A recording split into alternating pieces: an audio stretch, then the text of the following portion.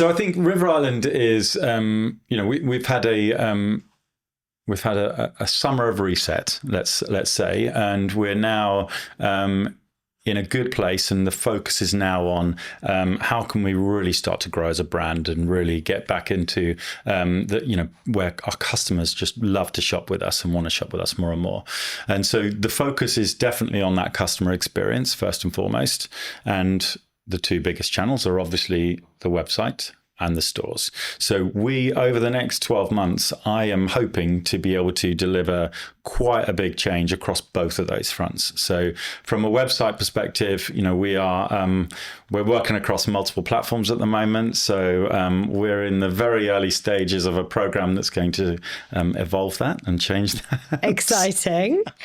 I know you're desperate for me to say who I'm moving on to. You don't have to say. That can be, guys, you have to tune back in to find out who at a later stage. So I think that'll be quite exciting because that's changing our approach a little bit, and we'll see where that goes, and that will be really exciting. And same from a store perspective, our store tills are quite disparate. They're quite disjointed. And so the customer experience is not great.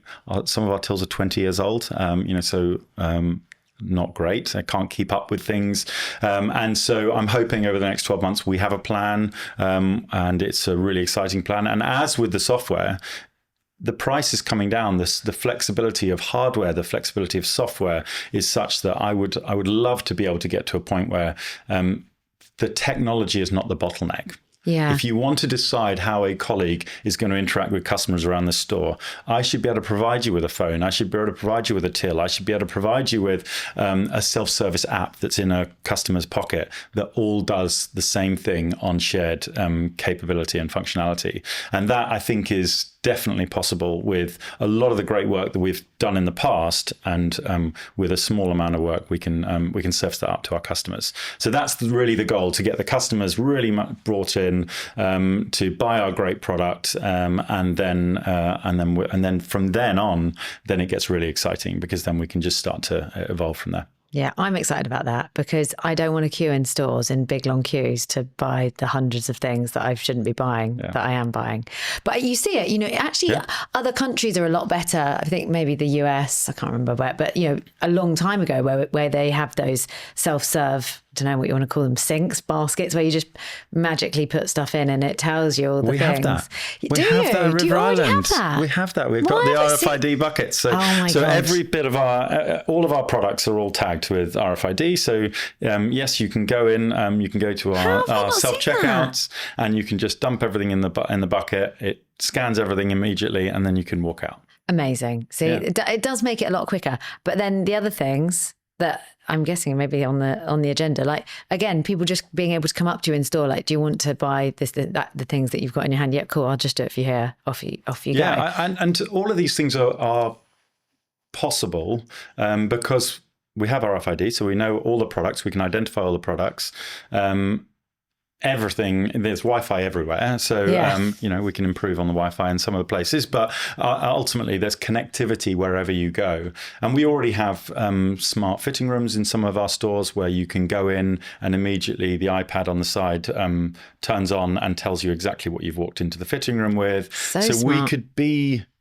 We can do so much more with that. We have data sets which says other people who have walked in with those outfits, they buy this, or by the way, that top is normally a bit small for people, so you probably want the size up. Shall I just ping a shop assistant and they can bring it to you right now? So all of those things are things that we could do now, and some of those things we do now, some of those things are sort of aspirations. So it's the most important thing that we need to get is, do we understand our customer? Do we know who our customer is? And do we know what the most important thing that they want to see is? And then we can start delivering on that. Yeah, because it's hard, right? Because data tells you something and you think, oh, well, this is what they need to know. But that's not always the case. It's not always what you want, or you don't like. And I actually get frustrated as a shopper, because I expect, like, okay, if they bought this item, I want to see, this is really basic, like a good e-commerce website design. Like, customers that bought this also bought this, or similar products, or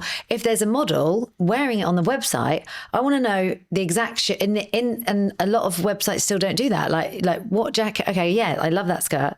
Here we go, good example. What are the boots she's also wearing? And it doesn't tell you. And I'm like, then I've got to trawl the site, trying to find like our expectations, I think, because, you know, some other brands are doing things to make our lives easier as shoppers. But then, you know, everyone's me. Other people might want to shop very differently to I do. But I think that's the thing. It's understanding your customer and trying to make their lives easier, better. That's really the key. I agree. And coming to some of the things we've talked about before, in some cases, we are restricted on that because of the technologies that we have. So moving to a single platform across our e-com site, which is used broadly by lots of other people, we can start to see where it's working well in other brands, other companies, and start to replicate that in our own environment. And there won't be a technology barrier to be able to do that. And that's what I'm really excited about, to sort of put the conversation back onto the customer and go, what do we want to do? Because everything is possible.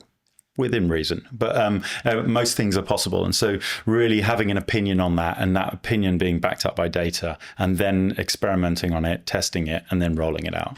And I think that is the future of an internal engineering team, a future technology team that just become experts at facilitating that, rather than building the big projects of work and spending a lot of time doing the design, doing the development, doing the test. You know, actually, the benefit is testing, experimenting, rolling it out, and then doing the next thing. Yeah, seeing what gives those, and it's tiny sometimes, little incremental uplifts, but changing something, trying something else, you know, then you know what works, and you're able to do that, I think, with sometimes more flexible, but larger platforms. They do give you that opportunity. Yeah, and look, a small increment for us is a big number. So so that makes a big difference. You know, we've got over 200 stores. So, you know, a small increment in each of those stores equals a big number. And if that can be replicated into behavior that they do on the website as well, then that's fantastic. You know, if we can get complementary experiences in both areas, that would be great. Yeah. Across web and in person, I think that's the key for the, you know, well, and social, like we said before, but that's the real key to. Yeah, absolutely. They should be complementary to each other. They should. You shouldn't need to restrict to a specific channel. You should be able to go, if you want to buy it in store, you can buy it in store. If you want to buy it online, you can do that. And if you want to buy it online, return it in store, et cetera, et cetera. And the data that you see in all of those areas, as long as you identify yourself, should be the same, should be similar. The recommendations we give you, et cetera, it should all be similar. You may choose to push different things in store based on the stock that's in store. But if that person wants recommendations, you should provide it to them.